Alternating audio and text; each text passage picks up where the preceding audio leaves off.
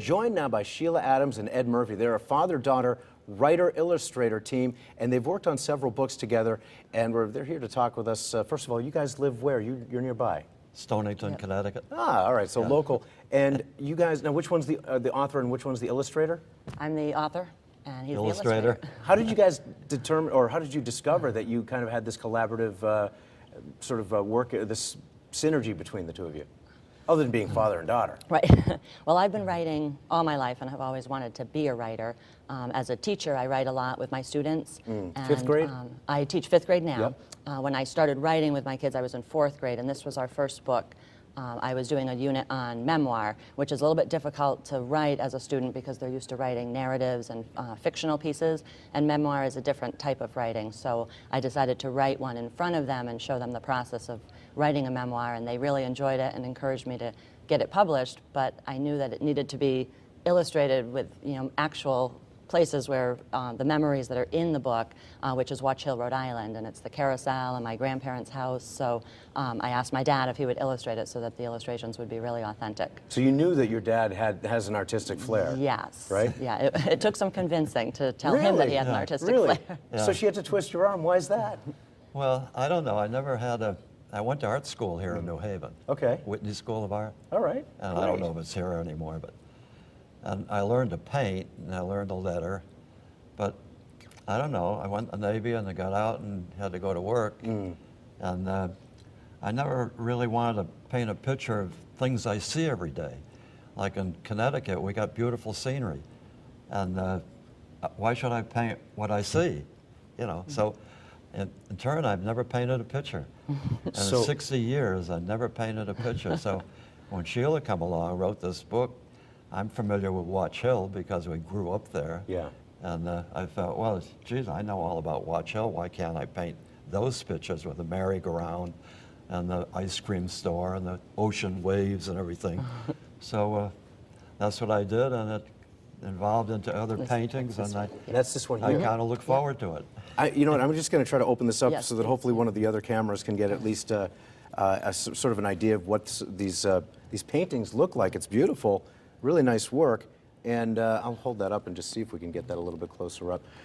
Okay, so you guys have put together how many books together? We have 4 published, and the 5th one is due out this year. Is that right? Now, one of them, I understand, is about bullying, which, of Yes. course, has been a very tender Very hot topic topic. in our society in recent years. Yeah, that's The Coolest Kids in School. That's our newest one, and it is about bullying, and it's kind of about what would happen if the coolest kid in school was actually a very kind person, and could he encourage the other children to follow his positive lead rather than students who oftentimes follow the negative path of a school bully or something to that effect. So it's kind of about standing up and saying that's not the right thing to do. Let's all be nice to each other and be respectful of each other. Now, Dad, what's your favorite one that you've done so far in terms of the illustrating? I think that one there. This one, the bullying book? Yeah. The Coolest Kids in School. Why is that? Well, I like to draw animals, and she wanted to have kids in school, but I'm not good at drawing kids. I have a cartoon ability, so I'm used to making fun of people. You make the nose bigger, what? Sure, yeah, sort of a caricature. And I don't want to do that to children. Right. Oh, okay. So I see. figure, well, I'll make animals, because no one can criticize animals. Because a dog is always a dog, or a cat is always a cat, so you can't criticize that. I think you'd have a field day with my face. Yeah. And I'm not a kid, so you can do whatever you want. So that's why I drew animals instead of kids. Now, okay, so you guys are from Stonington, and I understand you have a book signing coming up. Can you tell us about that, where it is? People might want to meet you guys. I'll be at Buckland Hills Mall in Manchester tomorrow afternoon, and actually the whole weekend at Buckland Hills Mall they're having a Connecticut authors event.